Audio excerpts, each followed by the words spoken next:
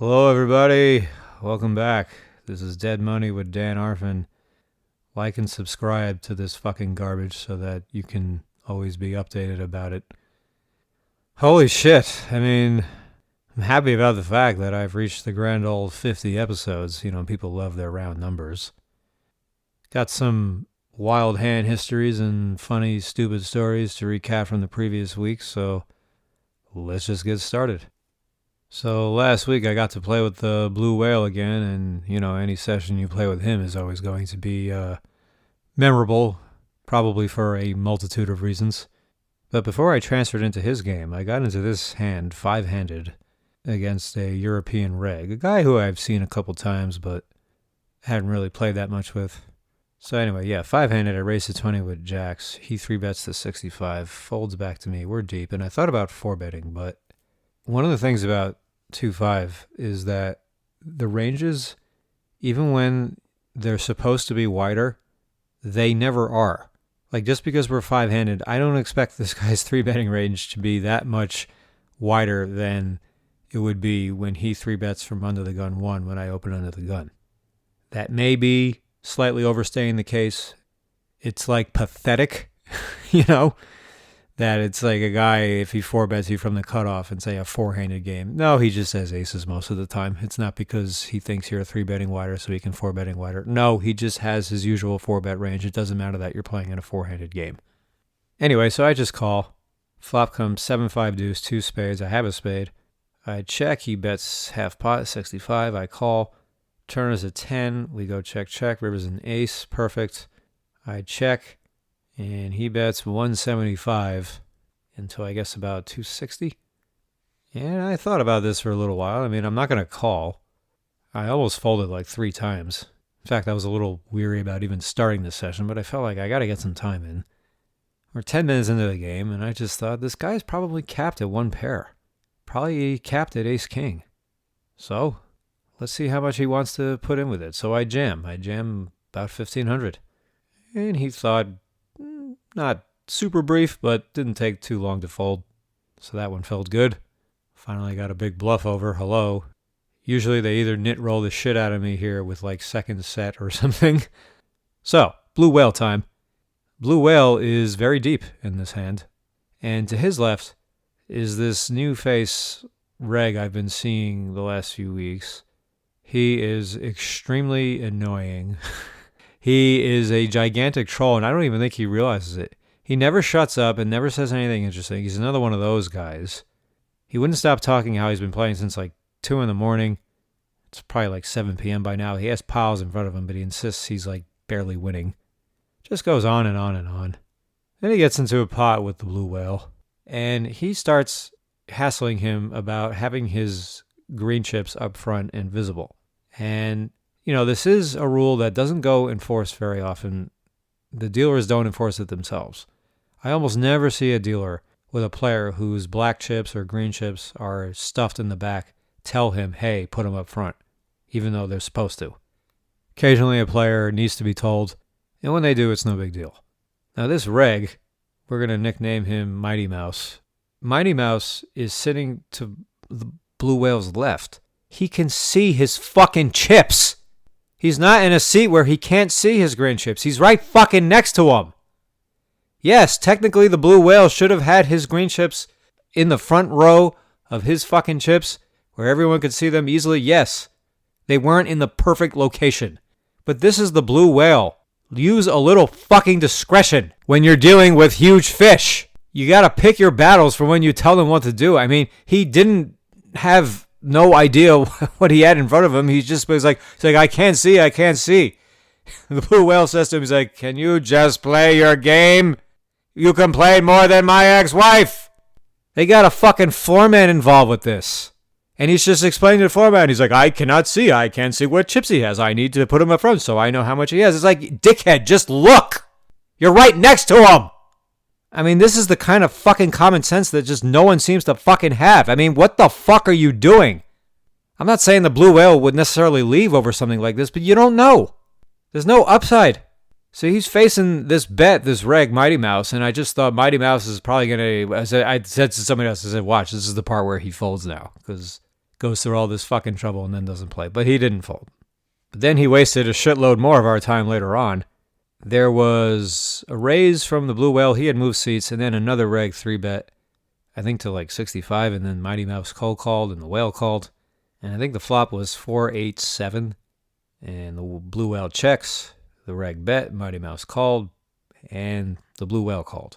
And the turn is a jack, so 5-6 was the flopped nuts, and 10-9 is the new nuts.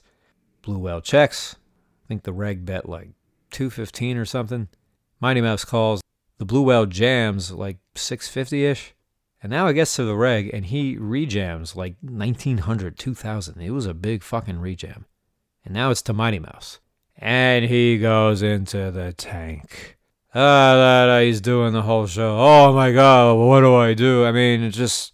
And you know he's probably going to end up folding. This is what people tend to do when they tank. And I'm not saying that that's really a bad thing. I mean, it just tends to be what it is. But when we see a long tank, I think everybody would most prefer see the money get put in at that point. Or if you're tanking when it's been checked to you, for instance, or if you have the first action on a betting round, if you're tanking for a long time, people will be more forgiving of it and not care as much if you do something dramatic like go all in. Anyway, he's thinking, and I said to myself, as a joke, watch him have he has 8-7 here. Just a clear cut, obvious, no doubt about it, fold. Even pre-flop, it should have been folded, clearly, but I told myself as a joke, hey, maybe he's got 8-7 here, thinking that's not what he has. I thought maybe he has 5-6, maybe he's got a set, and he just doesn't know what to do now.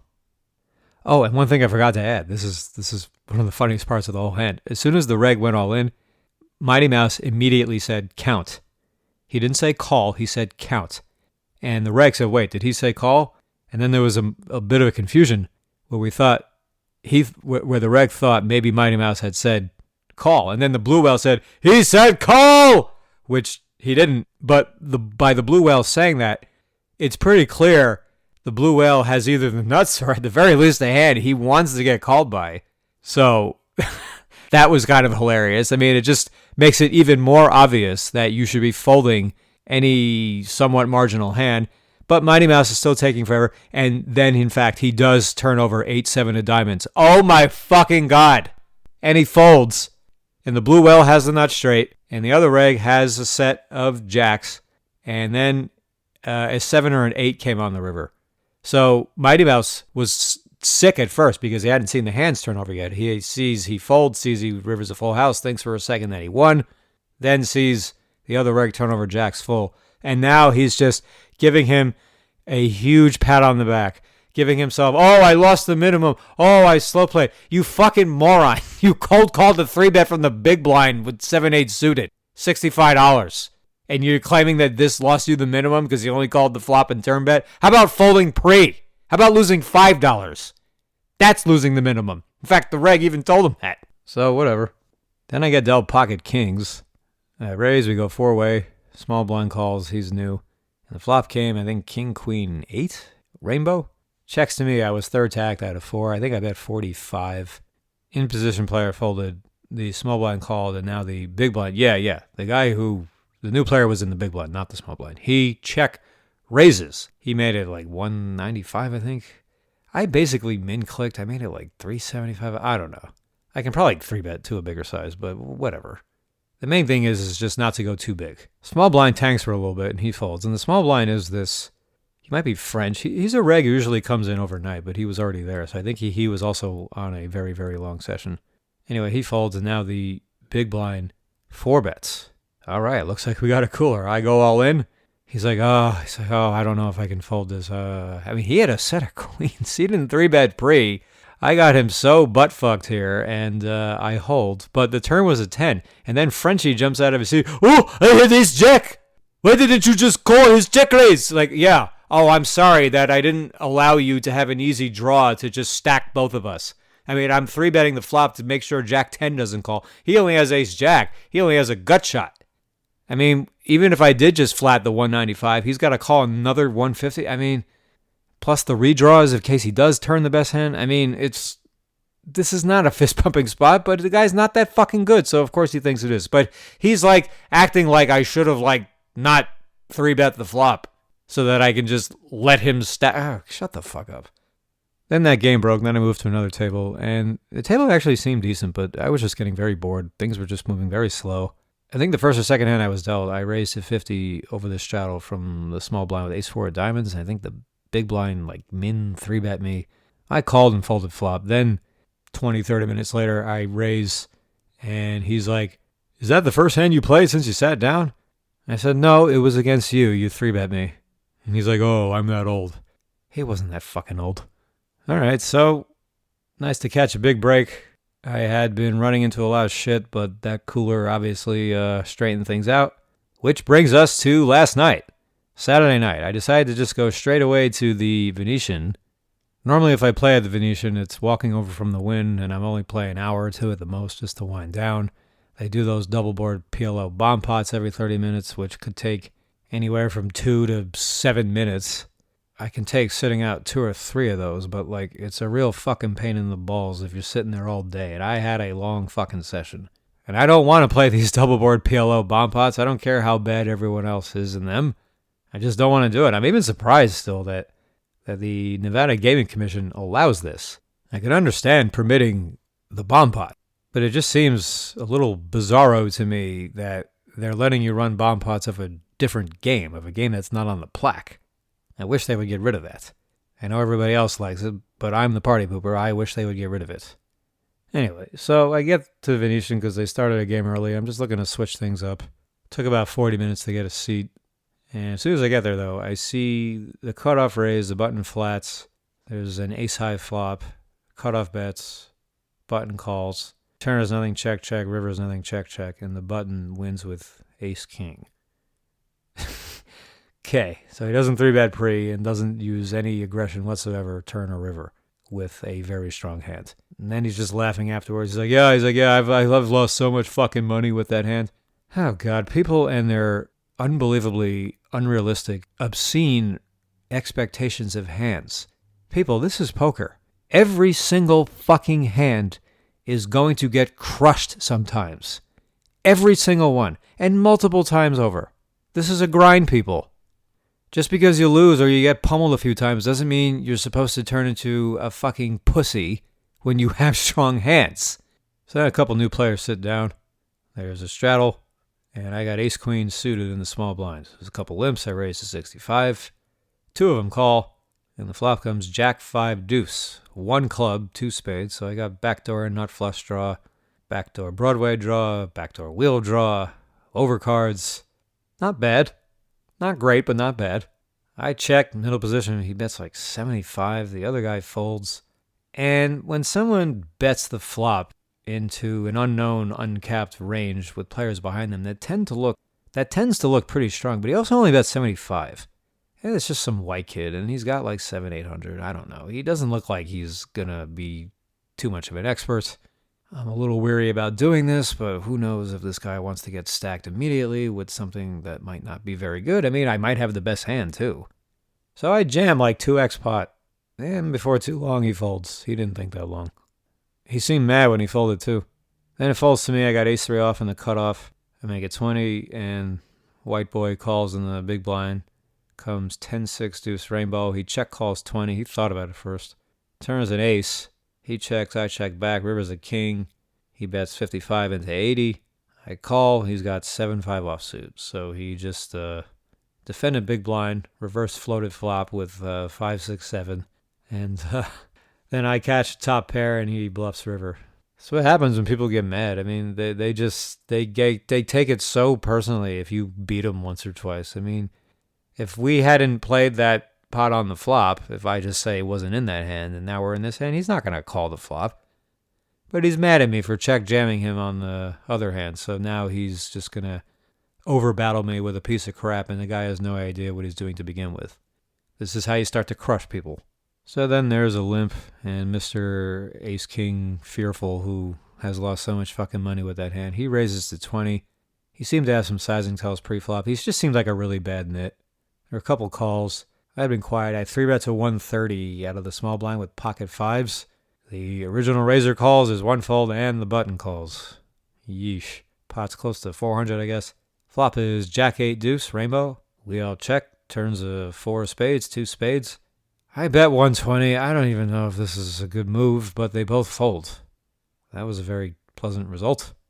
But same as in the ace-queen suited hands, I mean, even if you're the betting lead before the flop, when you're out of position post-flop, checking flop tends to play very well. You learn a lot about their range right then and there.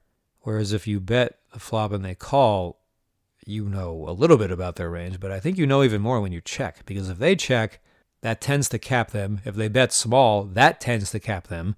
But if you bet and they call, I mean, they could be drawing, they could have top pair, they could be slow playing a monster. I mean, it's not as clear. So I'm not saying don't ever bet the flop out of position. I'm just talking about checking has a lot of value, especially since people are willing to fold on later streets. You know, it's been very effective. I feel that when I tank check the flop, or a flop I know I'm checking, but I tank as if there's a chance I'm maybe about to lay some trap and then fire some huge overbet later. A lot of times it works. So on we go, and I'm just, methodically pecking away at this table. I mean, nothing too huge is coming my way. I'm not exactly running hot. I'm just running pretty decent, making pretty good decisions. And I guess I am running hot when you consider how much I'm winning and how long I've been there, but it's not like I'm cold decking the shit out of people. Just feeling good about the way things are going. So I race to 20 with king, queen off. I get a call from the white boy again, and Mr. Ace King Fearful in one of the blinds. Flop comes king, jack 8, 2 hearts, and a diamond. I mean, I can just bet this flop, but I checked. We all checked. Turn is a queen. I got 2 pair, although now some straights got there. Big blind checks. I bet 35, and Whitey calls. But before Whitey called, the big blind folded at a turn, like flagrantly. And I didn't say anything, and maybe I should have, but that is just such poor form, and it can 100% affect the action. But he calls. River is nothing, so the pot's got about 135. He's been losing. He's got about 2x pot, so I just toss in 300 to jam him in. He calls with 10-9 off, so he turned the second nut straight. But then I got pissed off at the dealer because I could see that he had under $300. And the dealer just pulled my money in, and I'm just like, whoa. I said, he doesn't have $300. She said to me, he has a straight. I said, he doesn't have $300. She said it again, he has a straight. What does him having a straight and not having it $300 have to do with each other? You can have a straight and still have less than $300 in front of you. I didn't say all this, but this is a real thing. So I just reached into the fucking pot and I pulled my 3 black chips back. And one of the other players was like, whoa, I'm not stealing money out of the fucking pot. I told him, you have to count his money first. You don't just pull my money in. So whatever. I'm just annoyed that hits this fucking gut shot. I'm doubling this guy up no matter what action anybody takes. But, I put this jam on him before. Then he makes his stupid float with 7-5 and bluffs off a little bit on the river. Now I have a hand where I can 2x jam for value and probably get called by worse. Instead, he just has it. Okay, fine. He's allowed to win.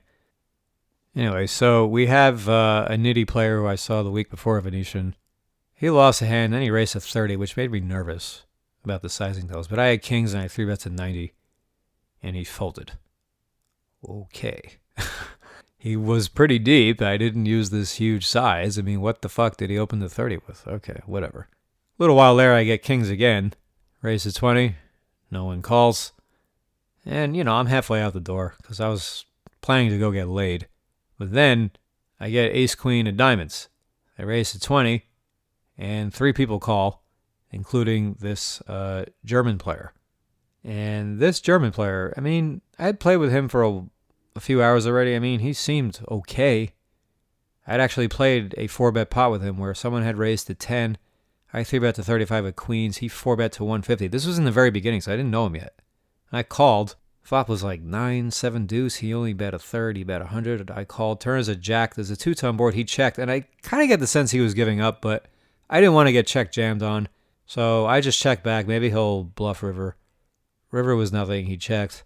I bet 75 into 500. I really spit on him, and he folded. So probably just ace king. Anyway, He had done nothing afterward that I found impressive. I mean, he just seemed like a semi-decent, relatively tight player. So anyway, ace, queen of diamonds. We go four-way. It comes jack, 10, 4, 2 clubs, 1 diamond. I think I was second to act out of 4, or maybe third. And, this is a flop I normally check. I check a lot of stuff multi-way, but I'm playing against a bunch of players who I don't really respect. The big blind was this new nitty player. It just seemed like another shit nit. Didn't buy in that deep. And I wanted to bet the flop. What is it, a fucking crime? To bet the flop with a Broadway draw and a backdoor nut flush draw? What is it? What am I, a fucking asshole? So I bet 45 into 80. So Germany calls, big blind calls. And the turn is the 9 of diamonds. Wow. So now I got the nut flush draw. Now I still got the nut straight draw and an open-ended straight draw to, have a queen high straight on the four-liner, the top end of the four-liner. And I block the nuts, of course. And, normally this is a card I'm going to be checking a lot. I mean, I'll be checking just about anything on this card. So if I'm betting this card, that should let everyone know that I have either a huge hand or a huge draw if I were to bet this card. And I almost checked just because it's just a bad card for maybe not my range. I mean, I think we all can have king-queen here, but because there's two of them and they can both have king-queen, I mean, it'd be good for me to be checking quite a bit here. But I decided to throw in a bet. And if I'm going to balance myself in this spot, maybe it's not that important, but if I am going to balance myself in this spot, this is one of the maybe the best hand to do it with, where I block the nut straight and I have the nut flush draw. So I bet 150 on the turn, and the German starts tanking again. By the way, I didn't mention that. I should have mentioned this. When I bet 45 on the flop, the German, before he called, he tanked for quite a bit. And maybe I should have taken more consideration to that when I get to the turn. In any event, I bet 150. Germany calls, and now the big blind check jams. All right, how much does he have? He's got 499, and I'm getting just about 3-1 to call. I mean, if he has king queen, it's really this is too close to the line for me to fold. I got so many outs. He's not going to have just king queen, we would think. It's certainly not a player you don't recognize, and certainly a little guy who looks like a schmuck like this guy does. Who knows? He could have two pair. Maybe he turned a straight with 7/8. I mean, who fucking knows? I can't fold, though. And I was just thinking, Germany, I mean, I was like, I don't have to worry about him doing anything. I mean, he just called. So I called the 499 total, and Germany reshoves. Unfucking believable. And it's occurred to me at this point, maybe he's got king queen of clubs. I mean, it's like I can't think of any other hand that would even ever think of doing this. And it's another 753, and like every dollar matters at this point. And I'm doing the math, and I'm getting about 3.3 to 1, close. And once again, I can't fold. I was like doing the math. I was like, even if they both have king queen, I have to call. I have to try to get there. And it's not like there are any rivers where I can get there and lose. Either I get there and win, or I don't get there. Because if I'm against king queen of clubs, I just need a king for the higher straight or a diamond to make the flush. So there's no river I can get there and lose to unless someone somehow has a set, which I kind of doubt, but someone not check raising this flop with a set, or not betting or not raising the flop with that set if you're Germany, I mean, I highly doubt it. So I call. Germany has king queen of clubs. The other guy has king queen, and the river is the 3 of clubs. So Germany hits the fucking free roll and gets the max in like this $3,200 pot. So once again, yeah, I know I oversighted somebody last week. I have lost fucking count of how many times this has happened in the last not even 4 months. How many 1-outers, 2-outers, cash cards, cold decks, bad beats. Oh my God. I mean, I've said it before. Don't bore me with your fucking bad beat stories. Blow me with your fucking bad beat stories, because if you heard one, you've heard them all. This is not a traditional bad beat story, is it? Because it didn't even occur to me just how fucking ridiculous of a situation it was for me to even be in this spot. I didn't even really think about it till after the session was over. And that's a good thing that I was just trying to concentrate on the hand I'm being dealt now. But let's just rewind this whole hand. First, I open ace-queen suited in early position, and king-queen suited with all these players behind him. This is 9-handed, not 8-handed. He doesn't 3-bet. He doesn't want to fold this hand, but he doesn't 3-bet. So that tells me Germany does not want to 3-bet me. He does not want me to 4-bet him. He does not want me to call, and he has to play a heads-up pot 3-bet with only king-queen suited. I mean, it just tells me he doesn't want to 3-bet me. And he should want to 3-bet me with that hand. It's a good fucking hand. People, king-queen suited is a strong hand. But okay, he doesn't 3-bet. Flop comes Jack 10-4, 2 clubs and a diamond. So now we know why he was tanking, because he had the full combo draw. So when I bet 45, and he decides he's just going to call. And the big blind calls. And then he gets this turn card, the 9 of diamonds. There's a 2-tone board now. He has the nut straight, and he has the redraw. He has the free roll. It is checked, and now I bet 3/4 into both of them. Just about 3/4. Alarm bells should be ringing in his head. The good type of alarm bells. Hello? If I am going this big on this turn card, that means one of two things. I have a huge hand or I have a huge draw. If I bet this heavy on this turn card, that is supposed to let you know that I am okay with getting raised. Do I want to be raised? No, of course not. But I got so much fucking equity that if I do get raised, I can live with it. You have the nut straight. You have the fucking free roll. You have 2 players left in the hand. Either one of us can have diamonds. Either one of us can have an ace-high flush draw on clubs. You have so much incentive to raise here. What the fuck are you doing flatting? Put more money in the pot in case I have a set. Put more money in the pot in case I have the nuts and you can get it in with a free roll and stack me every fucking time you get there and never lose on the river unless I somehow also happen to have the other free roll hand, king, queen, and diamonds. God, what a setup that would be. But you can't be thinking about that. It is just unbelievable that he does not fucking raise this turn card. And the other guy jams anyway because he has king, queen also? And then he has just enough money. He has just the right amount of money for me to have to still call. And then you get to rejam now in heaven. And now you also have just the right amount enough of money for me to have to call. I mean, he just completely walked on water this hand. I don't think I agree with a single decision he made besides flatting flop. You want a flat flop? Okay, fine. You don't have to raise a flop. You can, but if you don't want to, then don't. But I came so close to checking the flop and didn't. I came so close to checking the turn and didn't. And then he doesn't raise this fucking turn card. Everybody and their mother raises this fucking turn card because they don't want to see a diamond fall. They don't want to see a club fall. They don't need a club at this point. Club's not going to help them. They already got the nuts. The only thing a club could bring a smaller flush to somebody else, but it could also beat you. You obviously don't need to hit your flush at this point once you already have the fucking nuts straight. You can live with having the nuts. Worse things have happened. People have bigger problems than having the nuts. I mean, this streak, it will not stop. It won't stop. These fucking ridiculous, stupid cards falling. And I come oh so close to pushing the button that would get me out of this fucking trouble. If I check the turn card, this is what happens. He's going to bet the nuts, we think. Right? We think. He's going to bet something appreciable.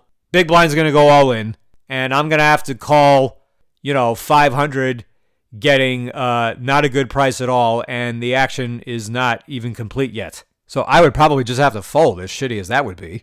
But hey, it's sidestep a bullet.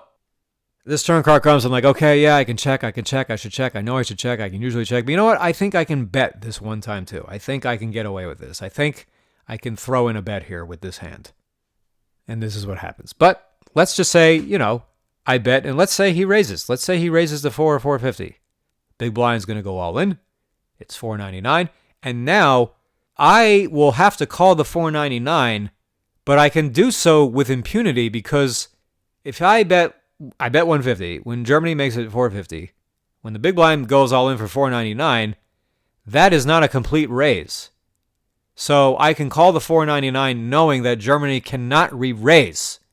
So I would have to call this bet. So betting the turn and not getting raised was the only possibility of me having to put the max in here and risk losing the max. And of course I did.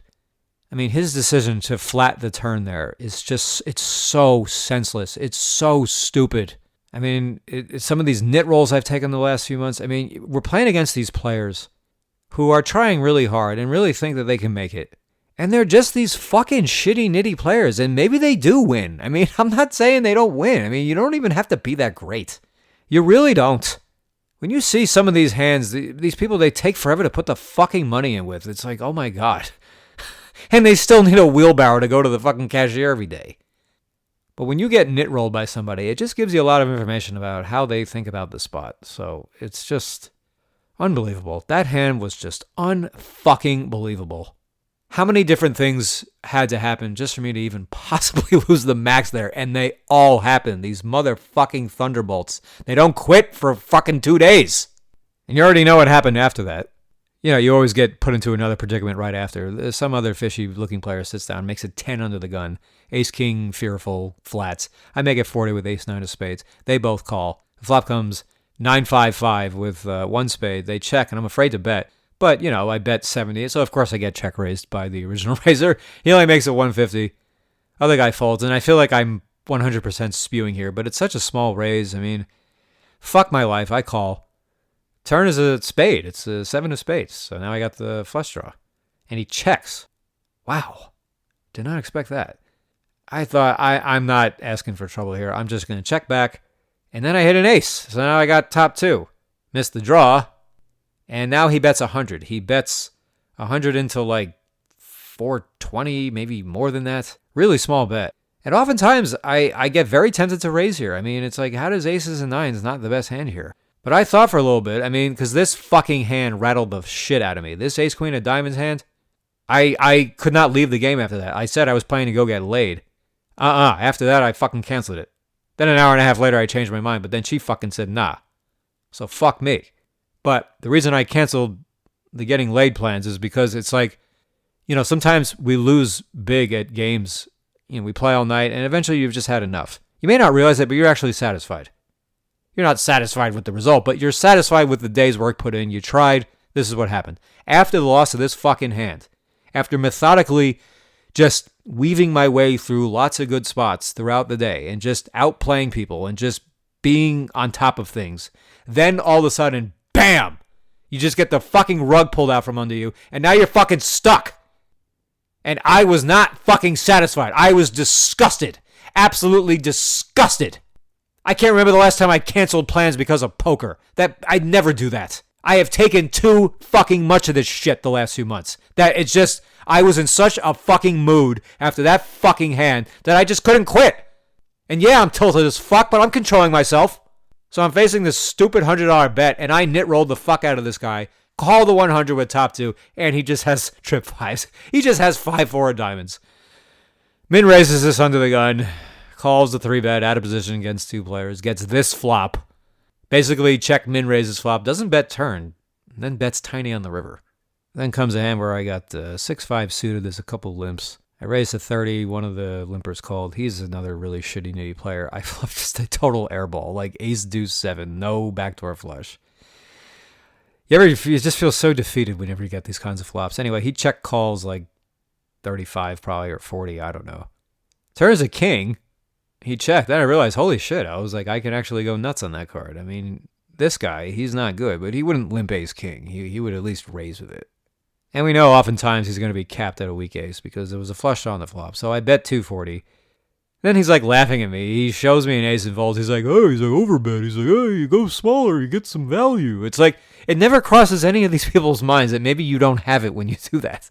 So I'm still super tilted. I mean, as I'm mucking my cards, I said, that's what I wanted you to do. I said, but I'm not going to prove it. And nobody really said anything. I mean, there may be a couple of chuckles, but I had some vicious resting bitch face going on. Then I see a guy winning all in. He goes all in with an overpair. A guy tank calls a third spade rivers. But the guy who went all in wins with pocket jacks. And he stacks a guy. Then he says, like, bad river for me. And look, we all know what he means. Like, he was scared by the river because it's a river that could have potentially beat him. But I said, well, you won. I said, I guess it couldn't have been that bad. Why do people say shit like this? I mean, it's like you just stacked the guy and you're complaining that the river was bad. If it was so bad, then why didn't you lose? So then, joined to my left is this beautiful Asian girl who turned out to be Taiwanese. And she sits down with $1,000. And she said it was her first time playing, and none of us believed her. I was like, yeah, I'll take the over on the first time. But you know what? I think it pretty much, if it wasn't her first time, it was one of her first times. This girl had no idea what she was doing. I mean, she was talking about how the guy playing on another table, I mean, maybe it was her boyfriend, was saying that he was teaching her. Holy shit. I mean, how either naive or just irresponsible it is for this man to be sending this girl into this fucking poker game, because I assume he's staking her. But check this. She buys the button on her first hand. I mean, like, she didn't take the big blind. Like, so we thought, oh, this is just a reg. But then she bought the button the next hand. And Germany raises 15 from up front. Girl calls the big blind. And I think there was some action on the flop and the turn. The board didn't pair. A backdoor flush it. It was a queen on the river. I know that. The girl checked. And Germany checked back. And the girl turns over pocket kings. And Germany had aces. Holy shit. And she's like, did I do that wrong? Everyone's like, yeah, you did, but you actually did it right. Because, I mean, she probably only lost like maybe 300 on the hand instead of getting fucking stacked like mostly anybody else would have been, especially on the first fucking hand. I mean, Germany was fucking beside himself. But Germany also had the ace of clubs. And it's like, okay, I know this is a perfect example of what I was talking about before with this guy. Okay, he didn't get the perfect run out. Bet the fucking river against this brand new player who's saying it's the first time she's ever played. You got the freaking blocker. Just, even without the fucking blocker, just bet the fucking river. You got aces. Throw out a small bet and see what she fucking does. If she puts some huge fucking raise in your face, then all right, you start thinking about folding. But you don't see that much check raise bluffing going on. I mean, just bet the fucking river. He's all tilted, throwing his arms at it. He didn't stack her. And yeah, okay. I mean, that part is understandable that you just flats closing the action. There were like at least one or two other callers in that hand. And the dealer, who was not paying attention, I'm not going to use his real name. He kept telling her, he kept saying, my name is Mo. So if you have any questions, my name is Mo. I mean, he's like being so friendly and like borderline flirty to her, and he's not fucking paying attention. 3 fucking times he told her my name is Mo. I didn't fucking say anything, but like, God. So then she gets into a hand where she gets the showdown with 10-6 suited. She had a pair. I mean, it was very surprising that she won a pretty big pot at showdown with like 4 players. She was buttoned. She was just checking. She just turned her hand over right away, which she doesn't have to do. She can check and just see what everyone else does. But then everyone is mucking, but the dealer is now getting into this huge debate with another player. Mo is debating another player about whose action it is, who has to show first, and blah, blah, blah. And it's just like, God. The pot is just sitting out there. And I said to him, I was like, can you push the pot? I mean, I just don't have much patience when dealers are just out in space half the fucking time, or more than half the time. And just the constant accidental needling or whatever the fuck is going on, or just uncalled for, inappropriate, unprofessional, stupid, immature behavior, whether people are trying to be dicks or not. It just keeps going on. This ultra nit, maybe the biggest nit I've ever played with, or one of them. He gets into a spot where I think he limp called, or I don't know. The flop was Jack 5 deuce. He bet the flop got raised. Turns a brick, river's a brick. Check tank calls 300. And the guy has 5 deuce suited, flop 2 pairs. A really good game, as you can see. This is the same guy who beat me with the 5-4 suited. And he bet 300 on the river, and the nit, who only had about 350 when the river started, he calls, he loses. And now the guy who's won this pot would not stop badgering this person about what he had. He's like, what'd you have? What'd you have? What'd you have? He's like, you won the fucking pot. You got basically the max. It's like, can you just take the money and shut the fuck up?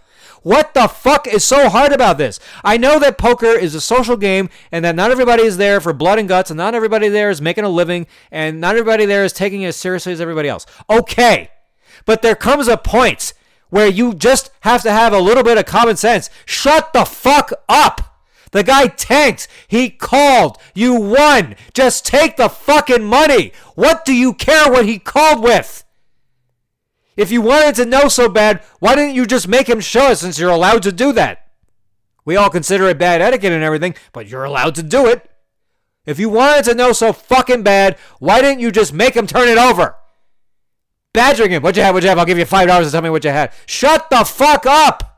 So then I got 7-4 suited in the cutoff. I raised to 20 because fuck me. Taiwan, she calls button. I mean, she'd been playing pretty tight. I mean, she was losing and stacked off with a stupid hand and playing really bad. I mean, but was folding pretty often, actually. She calls, we go heads up, comes queen 8-3, rainbow. I have backdoor flush. I check, she checks. I have king on the turn, 2 clubs. I bet 25 and she min clicks to 50. So I fold. But I just thought, oh, of course. The first time she raises, the first time she does anything aggression, I think that was the first time she had bet. I think she had done nothing but call and check call to that point. I hadn't seen her bet. I hadn't seen her race. So, of course, the first fucking... Oh, my God. So, I never got that buried in this game because I was up a lot. And then I get fucking my legs taken out with this fucking ace-queen suited just utter nonsense. And then I'm just chipping away, and ended up getting out of the hole and slightly ahead on the day. I mean, that's all everybody fucking cares about, right, is what was the bottom line. Not how well did you play, what was the bottom line. Well, the bottom line was a slight winner, and I think for the most part throughout this day, I played pretty good. I mean, say what you want about the ace-queen suited, I don't have to bet flop, or I definitely don't have to bet turn, blah, blah, blah. I don't fucking care. It's not like this brutal fucking epic blunder I made to bet the turn with that fucking hand. This guy, fucking Germany. I've said this in previous episodes. Don't talk to me anymore about how fucking great the European players are. I hardly ever see a good European player anymore. I mean, this guy was one of the weaker ones, but like time after time after time, this is what I see. I mean, how does he not have the fucking common sense? Ugh, I don't want to get into it again. But yeah, once I got out of the hole, I mean, I hit that apprehensiveness point. I talked about this in episode 1. It's like sometimes you get to the end of the show, you start feeling apprehensive about playing hands. It just means it's time to go. And I don't know what it is. I mean, I keep saying it's not about winning and losing, but I don't know what it is. All of a sudden, when I got out of the hole, I felt like I can leave now. If I was down even like another $100, I would be like, fuck this, I'm not leaving. I mean, I don't know what it is. It's just something psychological, something where it feels like the day was now worth it since at least you took something off the table. Whatever it is, it triggered a switch in me. I mean, the game was, it was still pretty decent. I mean, it's just a lot of shit regs and a couple of fishy-ish players. I mean, that's what a lot of 2-5 lineups are now today. So it wasn't like this amazing game, but it was a decent spot. But you know what? I had been there almost 12 hours if you include all the breaks I took from the PLO bomb pots. I was like pausing the clock on my session. I played a little over 10 hours of 2-5, but when you include the break time from the PLO bomb pots, we're pushing 12 hours at this point. So that's just a lot of time to be in the poker room, be in your chair, be watching, be ready to focus. I need to know what happened in the PLO bomb pot. I don't have to care who did what, but I need to know who got stacked if someone got stacked, because that affect their hold'em decisions, possibly. Plus, I was waiting for 40 minutes to get a fucking seat. I mean, so yeah, this is a long-ass fucking day. So that's why I called it. And yeah, I was looking at my recent results. It's not even 250 hours, which is a very small sample. It's way too small for it to mean anything. But so it's not even 250 hours of where I'm just constantly running into these 1 hours and 2 hours and coolers and bad beats and ding and doink and holy shit. What else can go disastrously wrong? Can anything just stop going disastrously wrong? This is in the same episode I'm screaming my head off. I'm talking about getting top set over middle set, and I'm still screaming my head off about how fucking bad I'm running. It's got to be running pretty fucking bad if you could set over set somebody and still be pulling your hair out about how fucking wonky the deck is treating you. I feel like I'm getting burnt out again. I don't know. I might just be fucking washed up. I might need to go back to real therapy. This may not be enough. But either way, I feel like I'm playing, well enough usually, as long as I'm rested. Even in this time, I'm not even fucking losing. I'm not up anything to get excited about, but I'm barely up anything. But it feels good about the fact that it's all right, you are getting pummeled left and right in the worst kinds of ways, and you ain't even fucking losing to these fucking people. So these are things you have to tell yourself to pump yourself up to get yourself through these times, because it's such a mindfuck. Because there's nothing to say about any of this. That's the comforting thing, and that's also the discomforting thing. Because when you're running into crazy shit, you're just like, all right, there's nothing to say. The deck is what it is. It's variance, and there's nothing to do. So you feel better about it. But then you also say, well, there's nothing to say. That means nothing can make this any better, so what's going to stop it from continuing? Well, nothing. It can just continue. That's right. And that can make a person very stressed, because it's like, fuck. Makes you scared to play, it's hard to hit that reset button over and over and over and over again. But hey, you want to be a poker player, this is what you got to stomach, because this kind of hand, this ace-queen suited hand, that was the kind of hand that can alter a player's career trajectory permanently. I'm not saying if they're a full-time dedicated pro that it would. I'm saying if you're somebody who's on the fence about not sure what you want to do about poker, or if you've been running bad for a while and you're thinking about doing something else, or at least not playing full-time, or just making any sort of adjustment to how often you play, a hand like that is the type that could push you over the edge. That's all. I mean, it reminds me of this hand I read about. I read about this hand like 20 years ago. So how many decades it took place before that? There was a guy, I think John Bonetti. I think his nickname was Bono. He had a full house. He had pocket fours on 4 deuce deuce, and he got it all in against 5-3 suited. And I think 5-3 suited had an open-ended straight flush draw. Best case, that's what that hand had. But the turn was a deuce and the river was a deuce. So the board has 4 deuces and a 4. So Bono has nothing. Bono has the board, and Bono loses to 5 high. And I read that Bono didn't come back for a few months after that hand. And you know something? I don't blame him. You flop a full house and you get it in against 5-3 and it comes running quads on the board and you lose to 5 high. Yeah, that's a tough way to go down. Especially if that was the only way you could win. Because I don't know if he had the straight flush draw. But all right.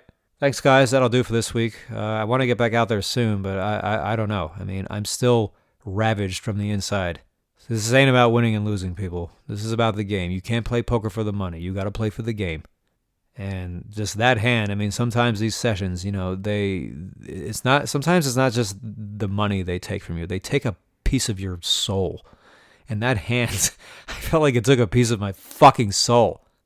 So I give myself credit for keeping it together. And, you know, I think I had a couple of little hiccups here and there, small mistakes and small pots, but whatever. It's going to happen. And it's even more likely to happen when you get fucking... Okay. We'll see you next time.